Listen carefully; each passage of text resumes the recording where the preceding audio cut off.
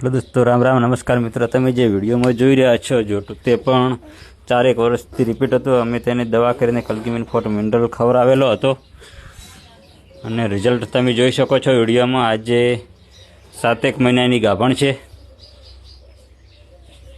આગળ તમને બીજી એક આ ભાઈને ફાર્મ પર ક્યારનો મિનરલ ચાલુ છે, બીજી એક ગાય બતાવીશું। આગળ ગાયને એક વેતર તો કલ્કીમિન ખવડાવીને વીણીને બીજી વખત પણ રિપીટ થતી, તો બીજી વખત દવા કરીને કલ્કીમિન ફોર્ટ ખવડાવીને